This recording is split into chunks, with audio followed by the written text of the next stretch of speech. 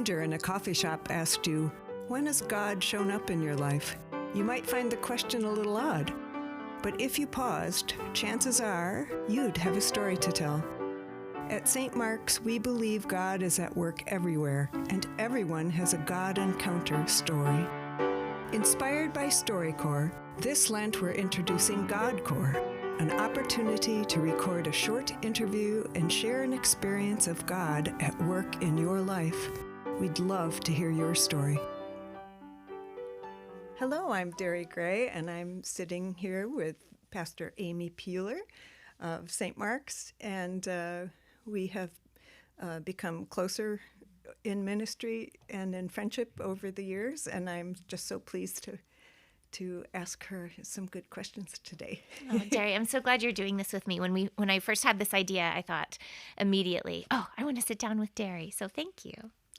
So I'd like you to explore a story of a time when God spoke to you, and we've shared a couple of those. So Yes. Pick one, please. Yes. So the one that came to mind for me was when we were in Israel, and I had never been to Israel before. Had you been? No. Oh, okay. No. So first time for both of us, and we were in Galilee, and we kind of snuck away from the group to get an early morning walk in. And that felt, just slightly rebellious in a good way, right? You're with a tour group, you're with them a lot, but we kind of snuck away to this beautiful place called the Arbel. And it is in kind of the center of the Sea of Galilee region. Our tour guide had told us that surely Jesus walked over this mountain. It was a common thoroughfare. And so you and I walked together. How long do you think that walk was up to the mountain? Oh, it was warm, and we walked quickly. So goodness, it was probably 15 minutes to the base of the mountain. And I didn't go up as high as you did, but it was marvelous. So I think total, it was definitely under an hour from where we were. That's true. Not too far, but really beautiful. And it was early, and so that beautiful time early in the day. So maybe I'll tell kind of what God said to me as I climbed a little bit higher. You couldn't at that moment, and then maybe I would invite you to share, what did your prayer moment look like? What were you thinking at the base? Because I don't know that I've ever heard the fullness of that story. So I went up a little farther than you did, at least at the place. And this is not like this is not, Everest or something. It's a hill, truly. But I went up to where you could see over the Sea of Galilee. And as you read the Gospels, you encounter many times that Jesus retreats by himself to pray.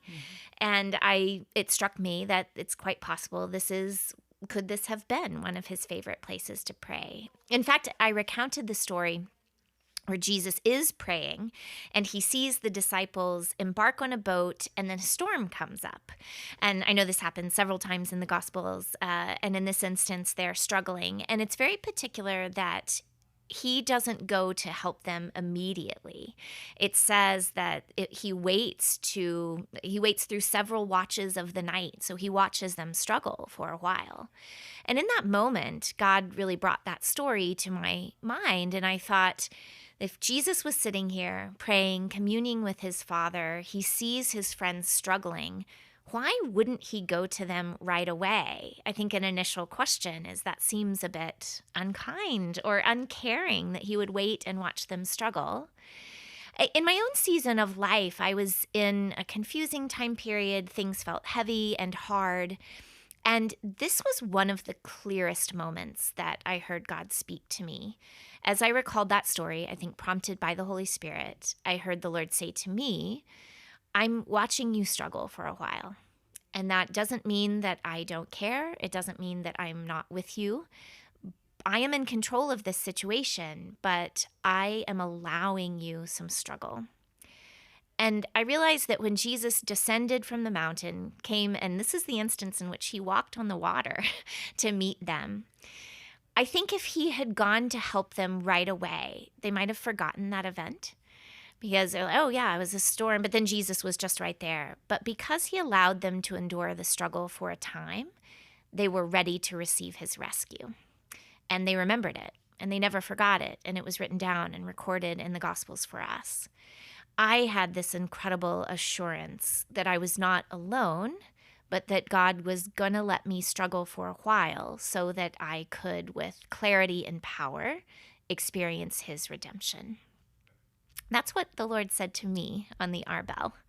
What was going on for you, Deri, at that time? Well, for me, down in the dell, so to speak, so many of the gospel stories are vibrant if you can envision the landscape. And it hadn't been an impediment perhaps before, but when we think of lost sheep or the Good Samaritan and people going around, there were just so many of the stories that are for me and are for all of us that I think it was like that. It was like if Jesus were up there looking down, he would be able to see you.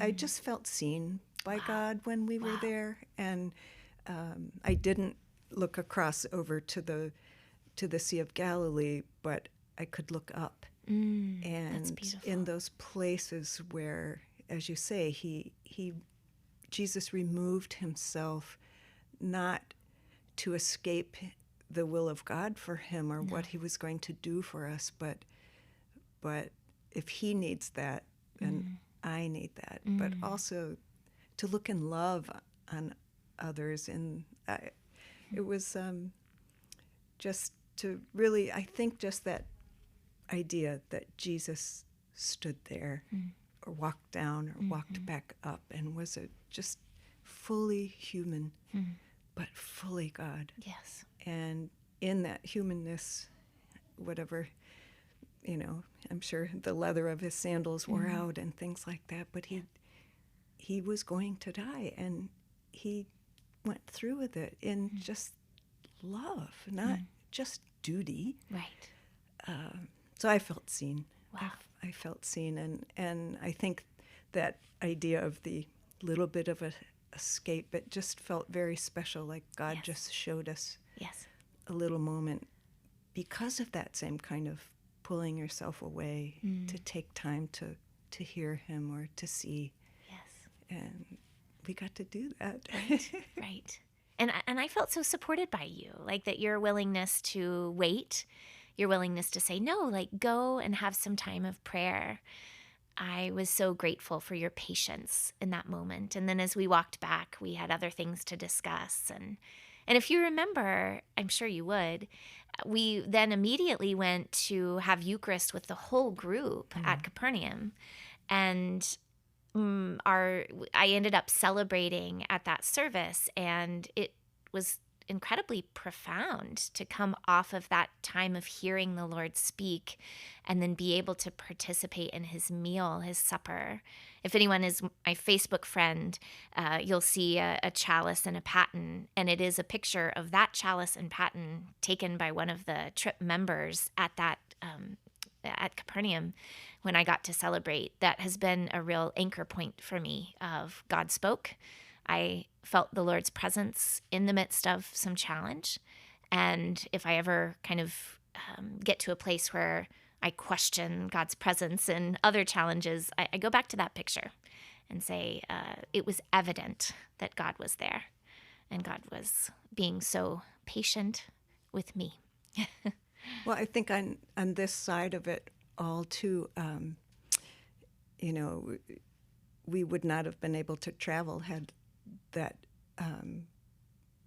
pilgrimage from St. Mark's been scheduled at most any other time. Exactly. And yes. So even that makes it just a really sacred memory. Yes. COVID on behind us and the conflict on the other side, it was a window of time that we were allowed. It's one of my most precious memories with you, Deri. Thank you. Thank you, friend. Thank you for listening to this episode of St. Mark's Episcopal Church, Godcore. If you would like to record one of these episodes and tell your story about how you've experienced God, please use the link in the notes to schedule your time. We look forward to hearing your story, and we hope that you continue to tune in to hear ours. Thank you, and God bless you.